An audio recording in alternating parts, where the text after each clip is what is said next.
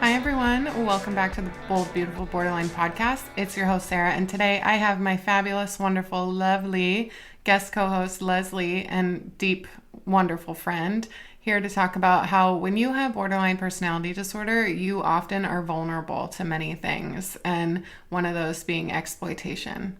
So let's get into it. This is something that I've been meditating on the last few years a lot. How like one of the biggest betrayals for me was being socialized to be somebody who can't, couldn't, and wouldn't protect herself. And that really did set me up. It's like weird. There's like all these layers to my borderline too. There's like the childhood stuff that I went through.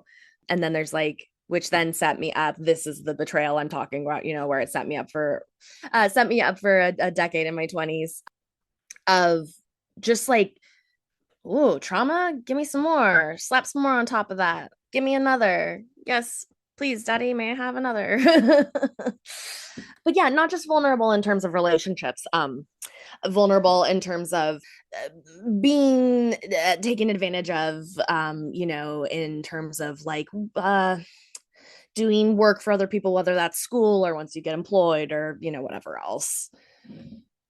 Well, yeah, because you're like constantly seeking validation or like wanting to mean something to someone. And then if there's a person that like wants to exploit that, it's so easy to do that because it's like, well, yeah, I'll give you money, or yeah, I'll like watch your kids for you, or yeah, I'll have sex with you. Mm. It's like you're obviously choosing me to do something that's so important that like then inherently I would mean something to you. That's the I feel like that's magical thinking at this point, though. Like it makes sense, to me, especially when you say it, and put it out sort of like that. I like to play a game called How Far Into the Podcast Does It Take Leslie to Bring Up Capitalism? I because this is something again that I've totally been thinking about, especially on sort of the note of like transactional relationships. In the sort of broader context of capitalism and everything is sort of reduced to its transactionality. And so there are certain things in capitalism that like when you're living under capitalism that you can have all of the sort of extra fancy stuff on top, but if you don't have the basic, like the essentials taken care of, then like it's not really like it's kind of meaningless.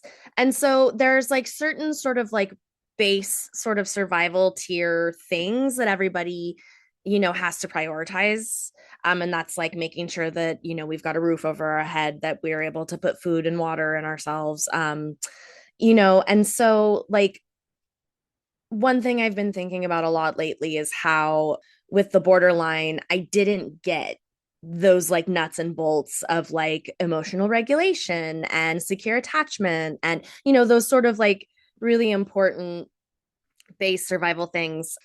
And I was really like a lot of those sort of like more showy aesthetic qualities in me were encouraged, like my sort of talkativeness, the bubbly personality, the quick-witted the intelligent, like being sort of funny, and that sort of performer sort of persona.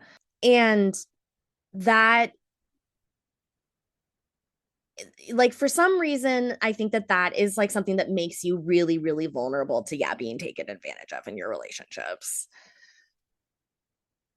Well, yeah, because when you feel like so low about yourself, you'll do anything to try to feel just like a little bit of dopamine or a little bit of validation or a little bit of whatever. And like when you're primed to think that you deserve nothing, then anything feels like something, even when you don't have the ability to differentiate between like good intentions and bad intentions, or like even just neutral intentions.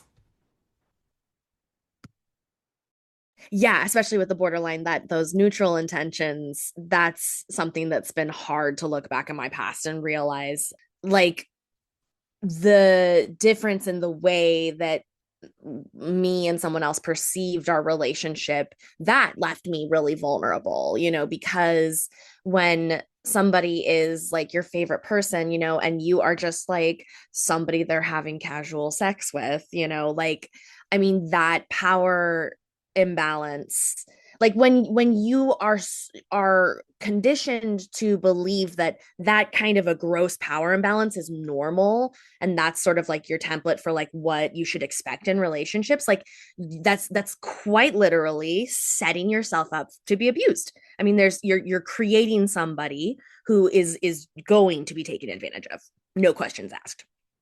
And like, these are ramifications that I don't even think like our parents, like obviously they had no idea that's what they were doing, really, and like the adults in our lives, they had no idea that that's what they were setting us up for.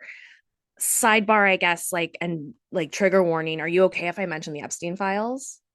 Yeah, because that's been dredging all of this up for me. I mean, it's been like the emotional flashbacks, and like the just like the shit that I dissociated from and like compartmentalized in very old places, has been coming up a lot in the wake of that. And that was really like it's so weird to me because like I studied this kind of shit. Like I dude, I was like 16 reading like the Lolita Effect about how like sexualization of young girls, and like this was, I was going to minor in gender and women's studies at UC Berkeley, like this is my bread and butter. And I did not even realize the fucking subtle psyop that was being worked on us with Limited Two, with Abercrombie and Fitch, like the ways in which we were being socialized to be rape victims.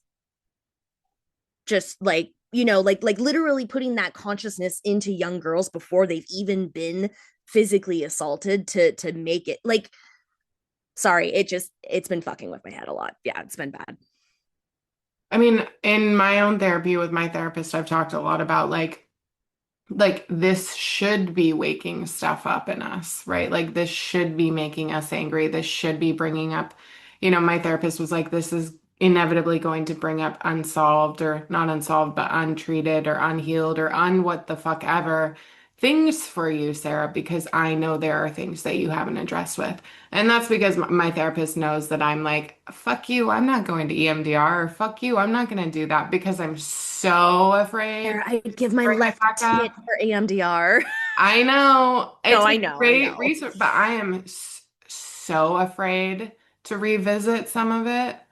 And like, mostly for me, I'm afraid to revisit the family trauma, not so much the sexual trauma, but like, yeah, I mean, it should be bringing this up in us. It should be making us angry. It should be making us scared because like we need to live with the reality that is being femme, right? Like you can't disassociate from it, but you can't hyperfixate on it either. It's like, how do you find that weird in between of like the risk of being a woman? Yeah, absolutely. And like in my sort of gender journey, like there has definitely been a significant sort of distancing for myself away from my femness, as I have, like I think that that's like work to do. Sometimes like you just completely dissociate from an identity altogether because it is so heavily associated with trauma. I also have a lot of sensory sensitivities, and that influences like makeup is wearing makeup is just, it's like absolute hell for me. It's misery. Yeah. And like tight clothing, and I'm not a big fan for the most part. Were you So there like that when you were younger though? Like you were talking about the grooming that occurred through the mm-hmm. 2000s clothing that we were all taught to wear. Like I was always very sexualized in my clothing as a young person, to the extent that I was allowed to be. Like, I was raised with a mother who was raised Mormon. So it's not like I was walking around with like Hollister mini skirts. Okay, let's not like get it too twisted. But like, I was definitely wearing very low cut shirts at school. I was very developed, like, Mm. doing anything I could possibly do to get attention from boys. So I developed earlier than the other girls in my class, right? So I definitely had boobs by the time I was like 11, and I had big boobs by the time I was like 12 or 13. So like I was sexualized by the people around me. And so again, it was that feedback loop of okay, I'm getting attention for this.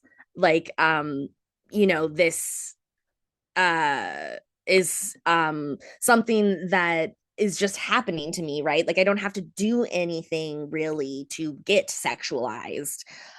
But yeah, I loved expressing myself through clothes when I was younger, and then around like probably middle school, I started getting made fun of for the more like really like avant-garde shit that I was wearing. Like I wore like I think back on some of the outfits, I was like, damn, Les, like you like little Harajuku girl, like cute shit. Back in the day, that was like the style.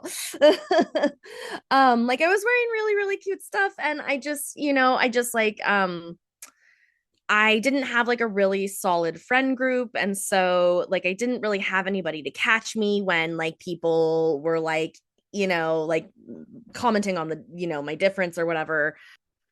So, again, like I said, like, I think that so much of that is wrapped up in trauma that I just really like dropped it and just focused on other parts of like the school and the schooling and academics and stuff like that, really. I think that it definitely pushed me into that more so. Yeah. Yeah, for context for everyone, I was like trying to figure out what Leslie and I were going to record about. And of course, my borderline brain took me back in time while I was in the shower to these past relationships, as it often does. And like, I think back like on my teenage, like very formative relationships.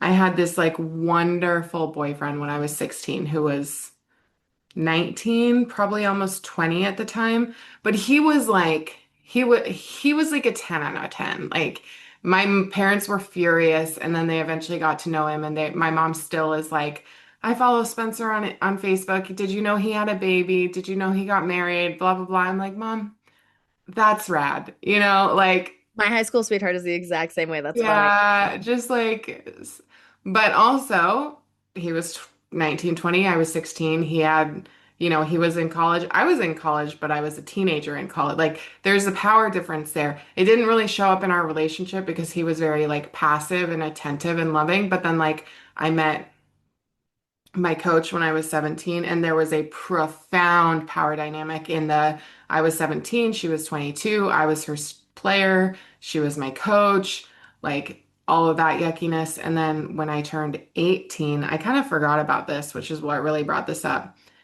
Um, Fuck, I hope my mom doesn't listen to this episode. When I turned 18, I was like on Facebook, and there was like a parent, someone around maybe 5 to 10 years younger than my parents' age at the time, who like started like sort of pursuing me.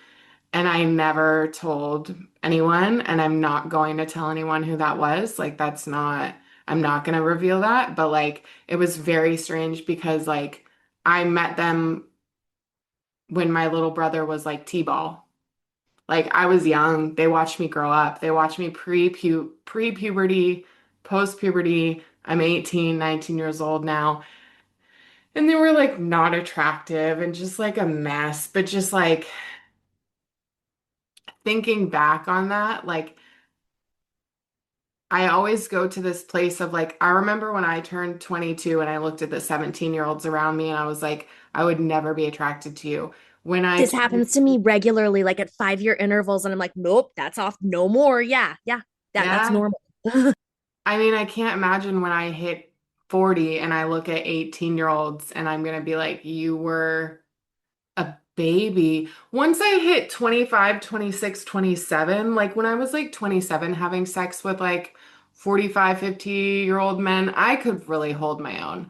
It was really different at that point. Like still, yes, there was a power dynamic, but it was like a sexual, like fun power dynamic that didn't bother me. Because at this point, I've been married and divorced. I have a fucking master's degree. I owned a home. Like it was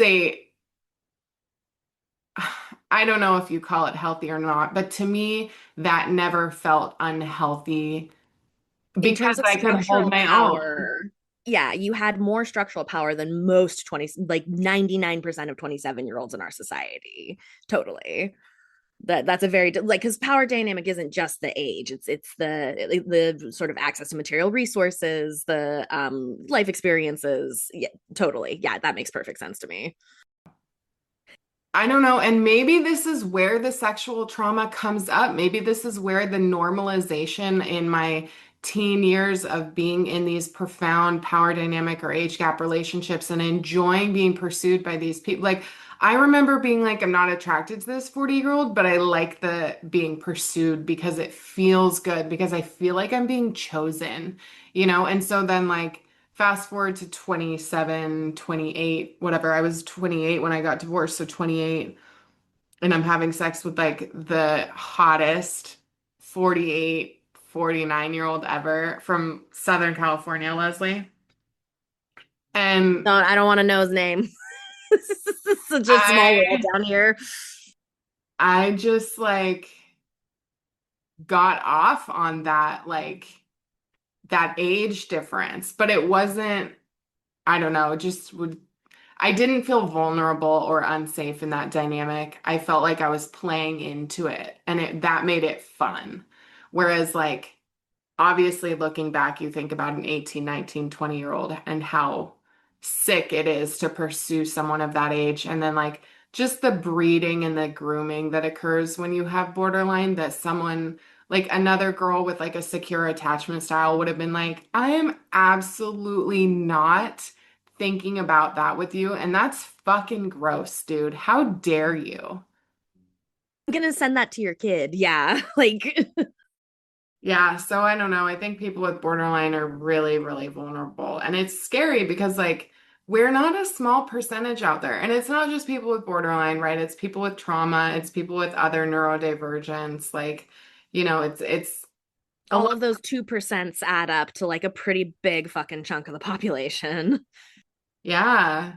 And of course, there's no, we don't even, the Epstein files are a good example. There's no like criminalization of men who are raping or assaulting or molesting or grooming or anything like that. There's no accountability happening in the justice system because the justice system doesn't exist. So it's just so easy to be taken advantage of. And it's really scary. I think about our like, you know, I've always said like the baby borderlines, the like 18, 19, 20-year-old borderlines who listen to this podcast. I just want to like hold them because I think about how at risk they are. Absolutely. And we can get into the ways in which the personality disorders, borderline in particular, is used to launder shitty men's bad behavior. She was crazy. She split on me. I'm not saying that people don't also do those things legitimately and traumatize other people, but this diagnosis in particular is used, and there's been some very high profile cases, Depp and Heard, or whatever else, like we could go on. That's just like the most recent one I can really think of. It also gets into this conversation too of like disclosure, and like how, like, yes, it's sort of you have a responsibility to inform people of maybe like what they're sort of getting themselves into or, what to maybe expect. But people have no idea how vulnerable you're making yourself by divulging that information to people, especially if things end up going south.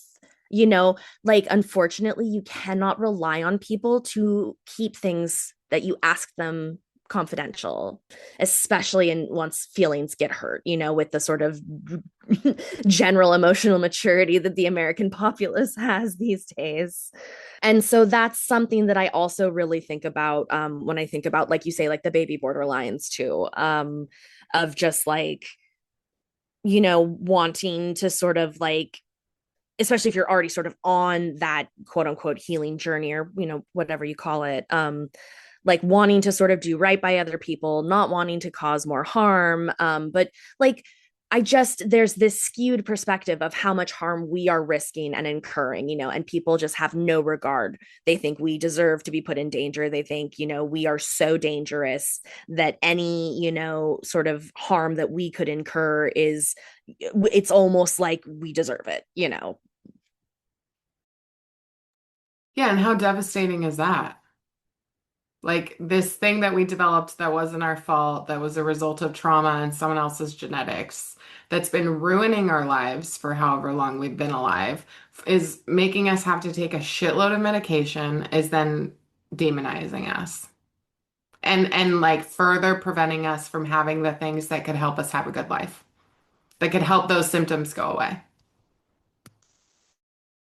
No, it's heinous. I mean, you know, and it's so hard too because I will be in conversations with other people and other people will disclose things that they're going through that are even similar to what I am going through or have been through, but because mine is from the borderline, like I do not feel safe disclosing, like it stigma is so dangerous, and this is why I'm such a proponent of harm reduction. It also sort of informs me of as to why like borderline has such a high suicide rate. I mean, it's not just the impulsivity and the sort of emotional lability, it's also this lifetime accumulation of being made more and more vulnerable. I mean, it's almost like, you can't, it's like how people get funneled into homelessness. Like, you can't really get a leg up and you continually, like your supports just seem to get eroded as you get older. I have two, maybe three close friends at the very most. And I do not foresee that number going up terribly, because I will either lose somebody that I am close to now, and I may gain another, but I'm never able to keep more than like two or three really core folks in my life. And that's just not enough. It's not that I'm not doing things right necessarily. That's just not enough. People aren't made to endure with that little support.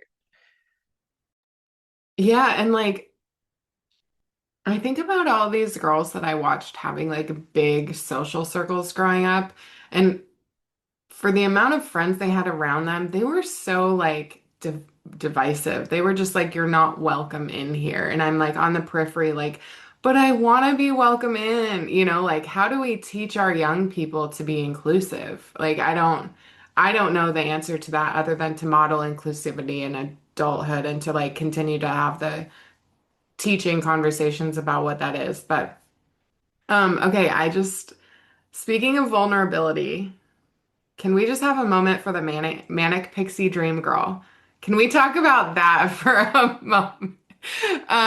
Okay, Leslie, give a definition for people who've never heard that term. Absolutely, yeah. Okay, so the manic pixie dream girl is usually she's kind of a trope in media, so film, television. Um, she is quirky, typically mentally ill, diagnosed or not. She's probably on the spectrum. There's like a 50-50 chance. She is sort of placed in the story in order to help the male protagonist um actuate his life by sort of awakening in him, whatever sort of drive or passion he needs to sort of transcend his sort of mediocrity. And she is often cast aside by the end of the narrative. um some really really classic examples from my sort of youth or whatever would be Clementine in Eternal Sunshine of the Spotless Mind. Um, I'm spacing on the name of the character, but Natalie Portman in Garden State. Let's see who else. Who are your favorite Manic Pixie Dream girls, Sarah? There was the one movie with Orlando Bloom where he's going to kill himself on the bicycle in the beginning, and then Georgetown, Elizabethtown. Elizabethtown with Maggie Gyllenhaal. She is such a cutie pie. But yeah, like I feel like, have you ever been made to be that person? Because I feel like I've been like, I am fucking weird. I'm not manic pixie dream girl in the like aesthetic. When I was younger, I was much more of like a tomboy, but I think I've picked up more on that aesthetic now as an adult with still my tomboy kind of features. But like, yeah, like I just feel like I was made to be that person. And I was talking to Talon about it, and he was like, you are absolutely the manic pixie dream girl. Like, you are so fun to be around until shit hits the wall. And then, like, you listen to people, you create safe space. But then when you lose your shit, they're like, nope, see ya. Like, and I remember like Talon's like, yeah, it makes sense that all of these men have like cried when you've left because I'll have like when I got divorced, I would have these like weekend love affairs where I'm living in my van or my Mazda at the time traveling through whatever state. And then I get on Tinder and then I like stay in one space in some guy's house for 3 days and we have sex and we get drunk and we talk about their mom issues and their whatever. And then when I'm like, yo, I gotta go, we're standing at the front door and they're like crying. And he's like, and I'm like, yeah, I don't understand why these guys are crying. I don't remember their name already. Like, I'm never gonna see these men again. Like, whatever. And he's like, Sarah, of course they cried when you left. They'd never experienced that kind of safety before. Or like I remember there was this guy I was dating that I actually like really liked and I was psycho, you know what I mean? Like for lack of a better term, I was so in my borderline. I was unmedicated. I was a drunk like and I remember he wrote me this long text when he broke up with me, and he was like, you're the best Sarah I'll ever know, but I can't do this. And I was just like, yeah, I'll always be the best Sarah you'll ever know, but you'll never choose me.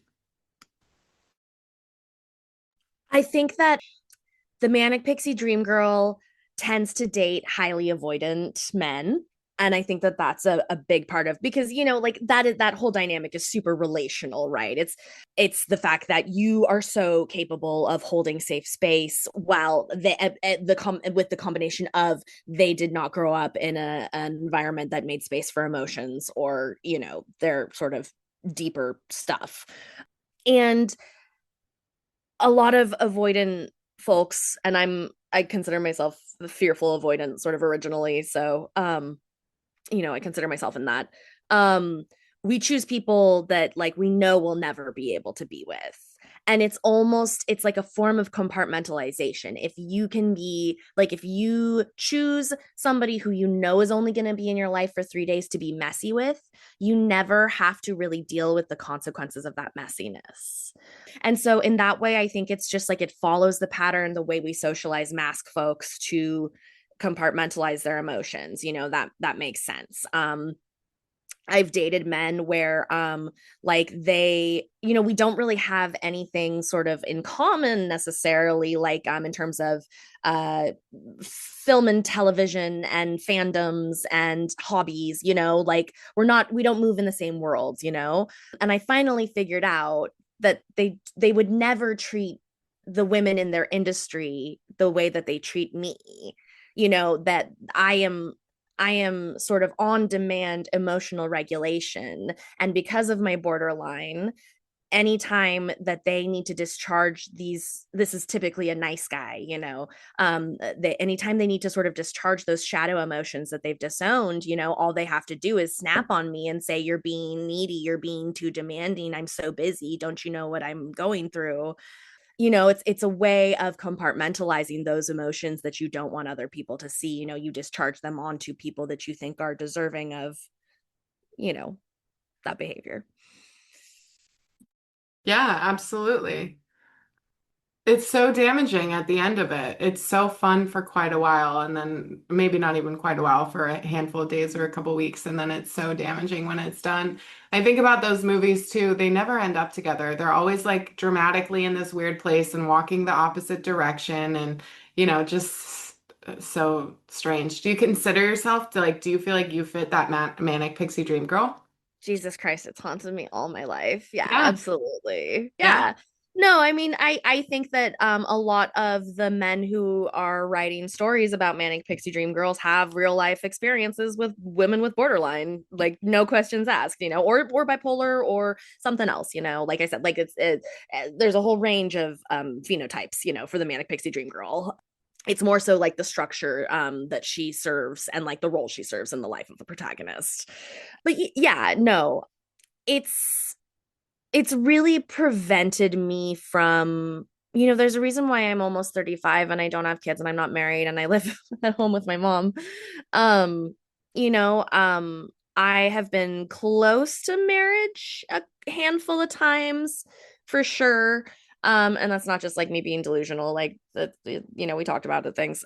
But in the end, like you say, shit hits the fan. I went into burnout and I had to, go on disability and I couldn't work for a portion of time. And, like instead of it's so funny because the Manic Pixie Dream Girl is positioned as this like amazing potentiator who like is this gift to these men who are just like in desperate need of transcendence, and like they just drop you on your ass as soon as you don't sort of serve the role that they want you to. I mean, and you can call it sort of emotional flooding, you can call it avoidance, those are all totally valid responses, but like the effect, is still the same in terms of the person who's getting dropped. Like I still lost my entire life up in the Bay Area and had to move back in with my mom, after my last breakup. And that was 7 or 8 years ago. And I've like just sort of considered myself recovered from that one, really. There's been a lot of other people in between now and then. But, in terms of like the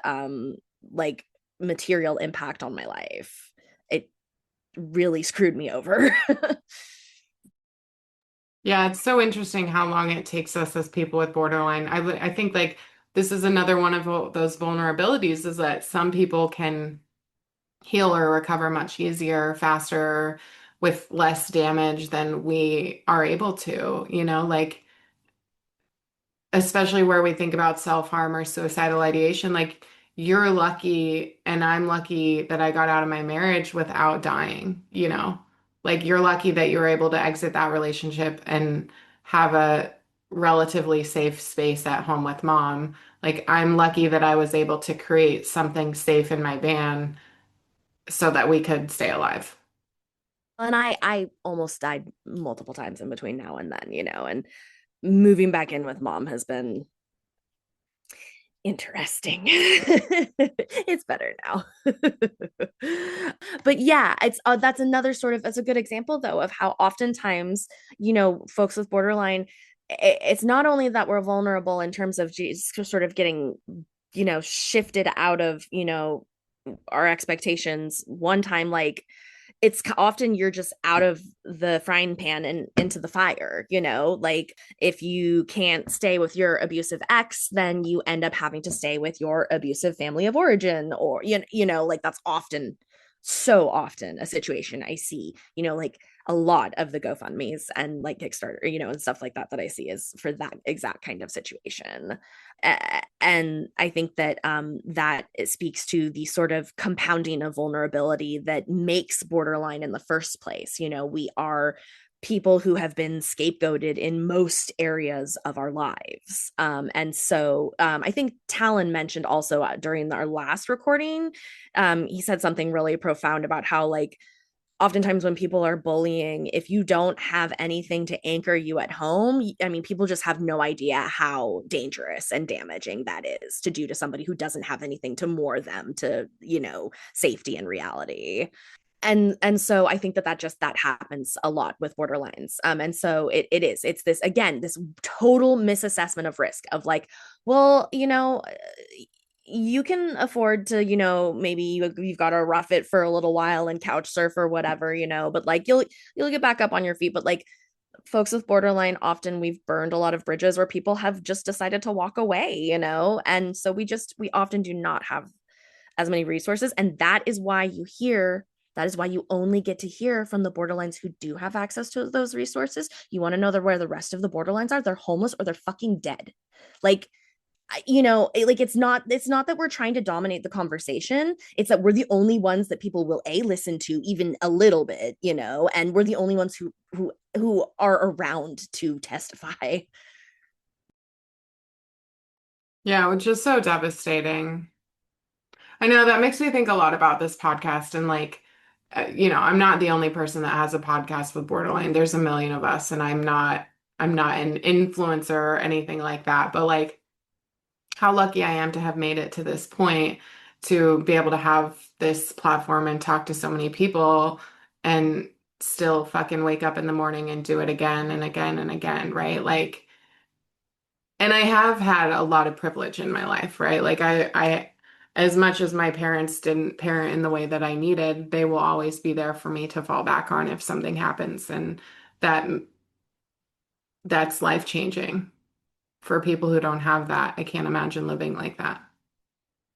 Yeah, it's been really fascinating to me. I just had a visit with my great aunt. I was with the same family, and they're really good record keepers. I mean, some people would say it's excessive, but when you have a lot of deaths in the family, it can be a real gift. Sometimes a curse too, but for me it's been a real gift. In that sort of that big drawer of stuff she had been collecting for me, some of the things in there were like I got to read through my dad's IEPs, which was fucking fascinating. And for context for folks, I never met my father. My mom and he split when I was very, very young. It was a very tumultuous relationship. He died in 2002, so I was like 11. And I then got in touch with his family, I think like a year or two later when I was like 13, and I got to meet all of them, these people that I thought I would never, ever be able to be in touch with. So getting to know him through these IEPs and letters that he wrote from prison to family members and friends and stuff, it is profound how desperate he was for chances, even in the wake of receiving so many. I mean, he he was fighting against himself, and that like internal vulnerability of not being able to trust that you will stick with your treatment plan, not knowing who's going to wake up in the morning and whether or not they care as much as you do about staying alive or just staying well. Um, that kind of lack of internal trust is devastating. And people who don't have attachment trauma or see PTSD or borderline or something like that, um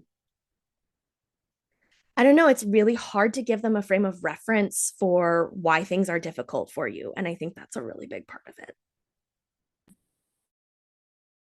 Yeah, what you said really stood out to me of like not trusting yourself to have a second chance, like being given so many second chances and not trusting yourself to follow through with them. And like this is one of the, if we talk about vulnerabilities to substance use, right? This is one of the things with my sobriety that has been so interesting is like I tried sobriety several times, right? Like two hands times. And then I would say this like version of sobriety, not version, this full blown sobriety that I've been in for 3.5 years has stuck. But like in my brain, I'm like, Sarah, if you fuck this up, you're never gonna get this again. Like you're not gonna start at day one again. If you have to start at day one, you're just not gonna start again. And Don't like, make yourself start at day one again.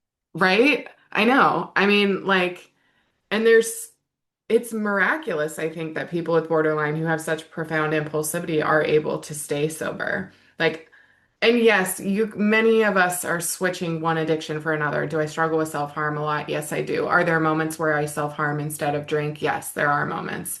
But like to not trust that you can, like I'm at a place where I'm like, I trust that I can stay sober, but if my husband dies, when my mom dies, I don't Again, know. vulnerability. Yeah, I totally. don't know. I don't know that I have any fucking interest in staying sober at that point, right? Like, Mm-hmm. and that's really scary. Totally. And I think that that's where sort of like a lot of this talk lately of like having a village, having community comes in. We need, and this isn't just people with borderline, everybody needs people who can catch them during those moments when they don't have meaning. And because I think that borderline is a product of scapegoating and like these sort of larger social dynamics as well as interpersonal shit, I just think that we have to change the way we talk about bringing certain people into the fold and what roles people have in community, and revising how we view, there are going to be members of our community that have nothing to add. They only receive care, and that's acceptable. and that's okay, and that's human nature. In fact, there is a permanent class of people that's reserved for in society. They're called our elders. Not that they don't provide anything. I mean, obviously they have amazing wisdom, but and in terms of labor, or material wealth, those people receive care. Borderlines, we deserve care. We deserve extra care, extra in air quotes. And not because people who've been traumatized are these special class of humans, but just because, like, we are struggling, and this world is not in any way sort of set up to help us out with that struggle. We deserve to have the same chances as anybody else. And that's equity. That's not, special help. Yeah, you were talking about like going on disability, and quite frankly, like you were lucky to be able to go on disability, Oh, right? very. Yeah. Yeah, like very lucky that you had a It was safe place state, to so be. not permanent. But still. Yeah. Well, lucky to get it, but lucky to have a safe place to be while you were getting it. And Yeah, like, in order to continue receiving it. Yeah, absolutely. yeah. Yeah. And I don't know, I just think about what it looks like to age as people with borderline. And I think it's very scary because, like, what if you do need to receive care, but like people have perceived you in a way that's alienated the relationships, and then you don't have anyone to provide that care? Like, I don't have a relationship with my brother. I'm not really sure why, you know? And like, does that mean that that has to be like that permanently? No way. But like, when you're 65, 75 years old and your parents are gone, or like you're not connected to your community, like who is there to help provide that care? I don't know, other than paid providers. And we know how messy that gets. Again, a function of privilege, right? I mean, my father was 32 when he died. And he is by all accounts somebody that his family should have just allowed to, like so many people cut him loose. He doesn't deserve, he's tearing up, he's destroying your family. Why are you giving him all of these chances? Um, and my father didn't have to die alone, and the way that he died is not a fun way to go. So like I think that modeling is extremely powerful for me, this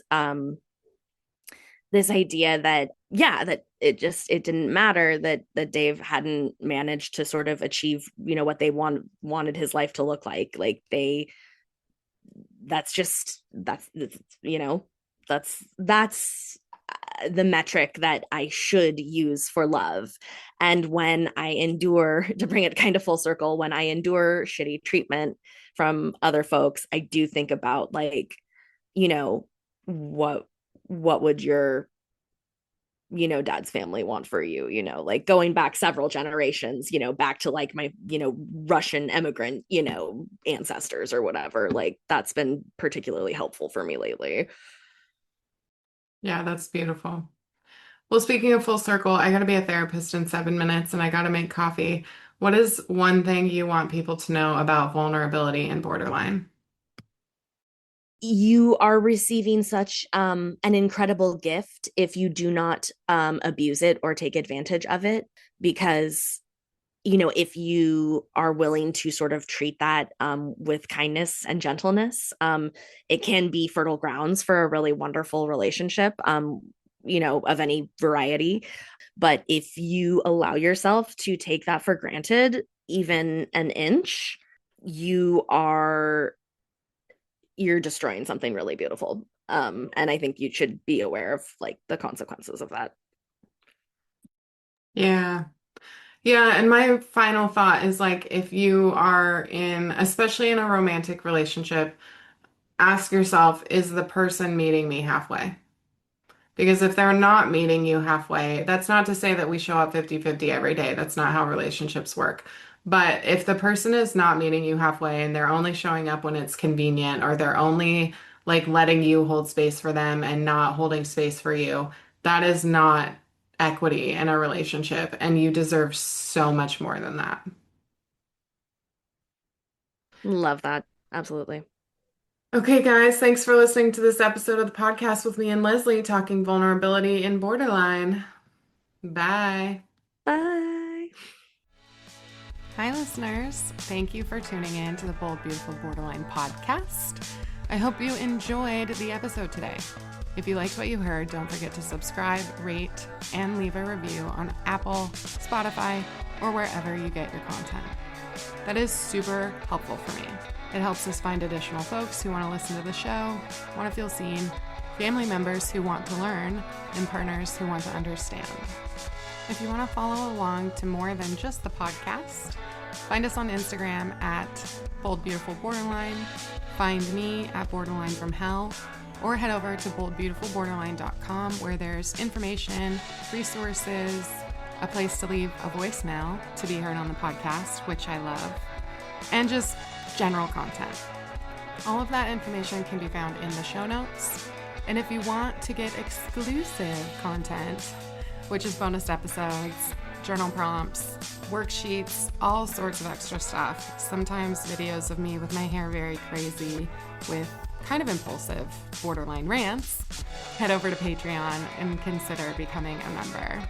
That is super helpful with creating content that allows me to destigmatize BPD and all of the other wild mental health struggles that we discuss on the podcast. A huge thanks to everyone who joins on the podcast to share their story and just generally helps keep this thing alive. Especially my friend Corey Evans from the Evergreen Band. He produced and created the music that is the intro and outro for this show, as well as the cover art that was created by my husband, Talon Abbott.